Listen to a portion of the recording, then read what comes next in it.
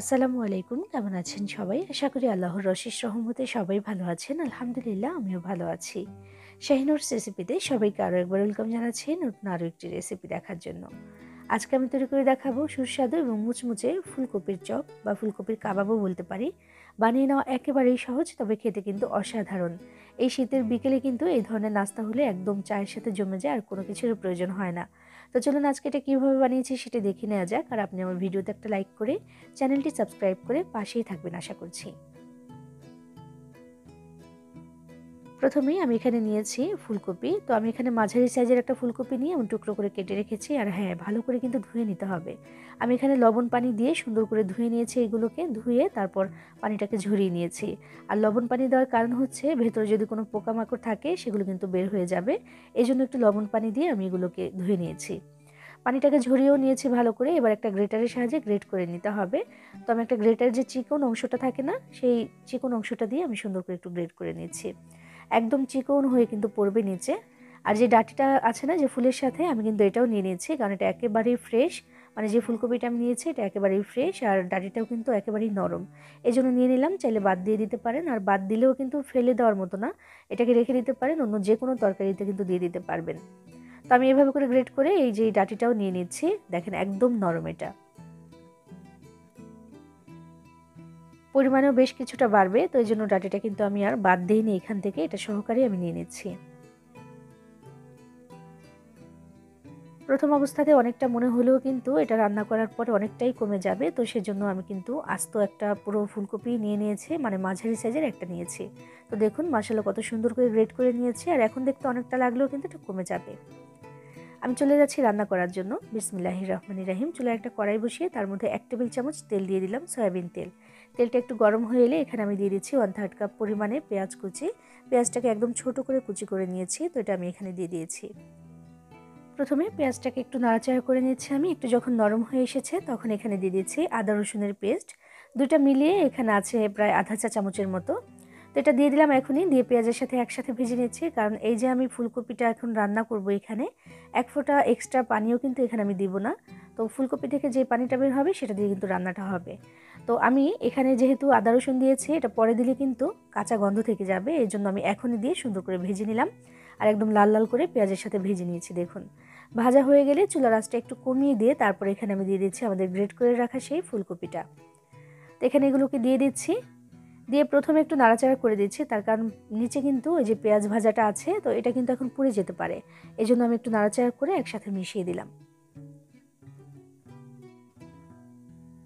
মিশিয়ে দেওয়া হয়ে গেলে এখানে আমি কাঁচামরিচ কুচি দিয়ে দিচ্ছি। এটা মানে যে কাঁচামরিচটা আমি দিলাম এখানে কিন্তু খুব বেশি ঝাল না, এই জন্য আমি প্রায় 6 থেকে 7টি কাঁচামরিচ এখানে কেটে দিয়ে দিলাম। একদম ছোট করে কেটে রেখেছিলাম, দিয়ে দিয়েছি। আর ঝালের পরিমাণটা যার যার পছন্দ মতো দিয়ে দিতে পারেন। একসাথে মিশিয়ে আমি নাড়াচাড়া করে নিচ্ছি। এরপর এখানে দিয়ে দিচ্ছি আমি স্বাদমতো কিছুটা লবণ, আর লবণটা দিলে কিন্তু পানিটা ছাড়বে, এজন্য এখনই আমি লবণটা দিয়ে দিলাম। লবণটা দিয়ে একটু নাড়াচাড়া করে নিচ্ছি 1 মিনিটের মতো। চুলার আঁচটা কিন্তু আমি মিডিয়ামে রেখেছি, খুব বেশি বাড়িয়ে দেইনি। এরপর এখানে আমি এক এক করে একটু মশলা দিয়ে দিচ্ছি।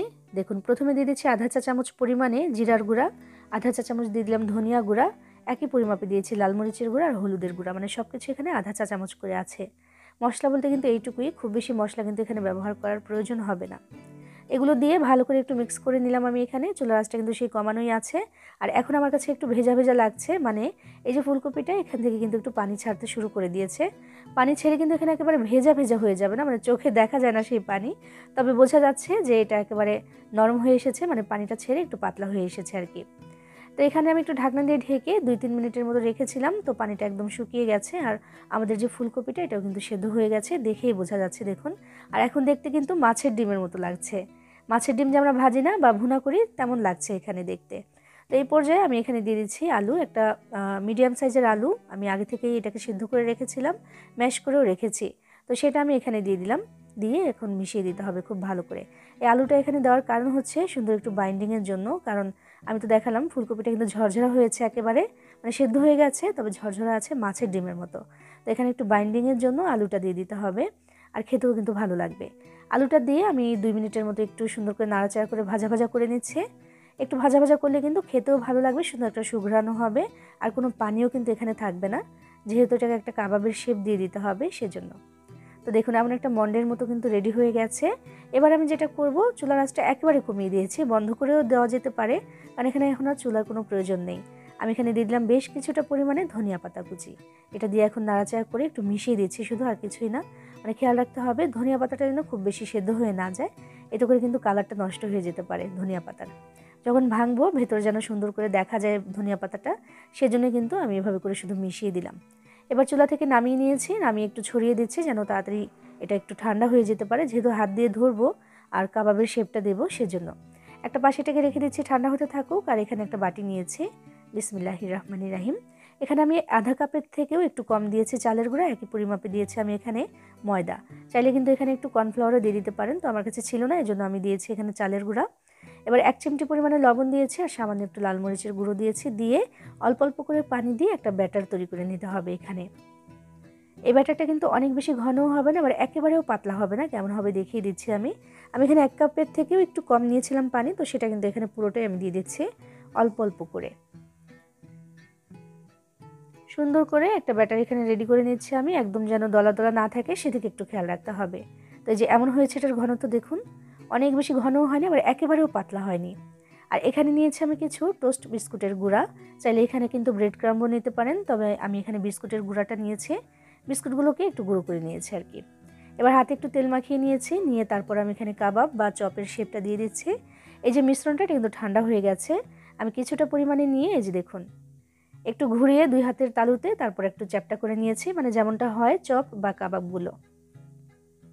খেয়াল রাখতে হবে আশপাশের মানে সাইডের যে অংশগুলো সেটা যেন একেবারে ফাটল থেকে না যায়, সেদিকে একটু খেয়াল রাখতে হবে।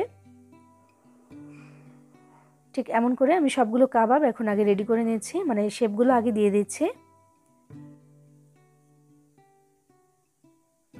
সবগুলো চপ তৈরি করে নেওয়া হয়ে গেলে তারপর আমি পরের স্টেপে চলে যাব। বানিয়ে নেওয়াটা কিন্তু খুব বেশি কঠিন কাজ না, তবে এইভাবে বানালে কিন্তু সবাই পছন্দ করবে, কারণ খেতে অসাধারণ হয় এটা।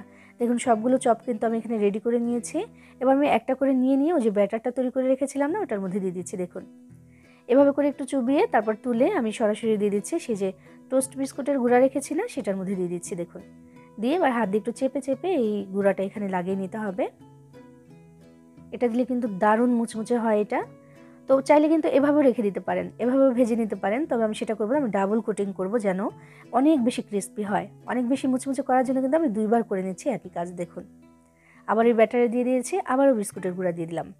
এতে করে কিন্তু সাইজেও অনেকটা বড় হয়ে যাবে। কেমন বড় হয়েছে আমি দেখিয়ে দিচ্ছি, দাঁড়ান। আমি একটা বানিয়ে নিচ্ছি, তারপর আমি দেখাচ্ছি। দেখুন হাত দিয়ে একটু চেপে চেপে এভাবে করে লাগিয়ে দিতে হবে।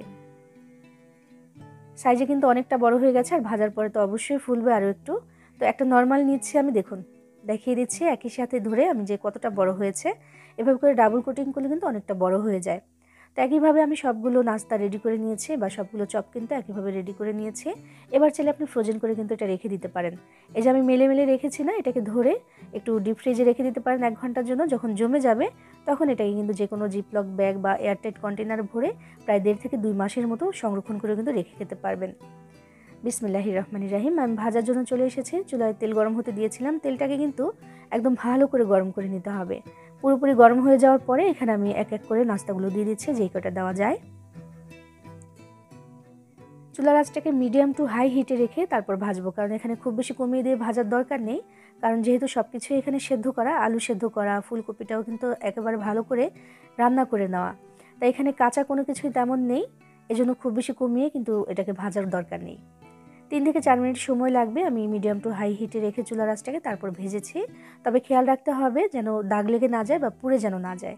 তো মাশাআল্লাহ খুব সুন্দর কিন্তু ভাজা হয়ে গেছে, একদম মুচমুচে হয়ে গেছে, আর বেশ খানিকটা কিন্তু ফুলেওছে। দেখুন অনেকটাই ফুলেছে। তেল থেকে ছেঁকে এগুলোকে তুলে নিচ্ছি, আর বাকি নাস্তাগুলোও আমি একইভাবে ভেজে তারপর তুলে নিচ্ছি। এরই সাথে তৈরি করে নেওয়া হয়ে গেল ভীষণ মজার এবং মুচমুচে সুস্বাদু ফুলকপির চপ বা কাবাব। এটাকে চপও বলতে পারেন, আবার কাবাবও বলতে পারেন। অসাধারণ হয়েছে এটা। আপনিও চাইলে কিন্তু এভাবে বানিয়ে নিতে পারেন, বাড়িতে সবাই পছন্দ করে খাবে। স্ন্যাক্স হিসাবেও খেতে পারেন, আবার চাইলে পোলাও বা ভাতের সাথেও কিন্তু খেতে পারেন। এটা অসাধারণ হবে। বানিয়ে খেয়ে দেখবেন, ভালো লাগবে ইনশাআল্লাহ। সবাই ভালো থাকবেন, সবার জন্য সবাই দোয়া করবেন। আল্লাহ হাফিজ।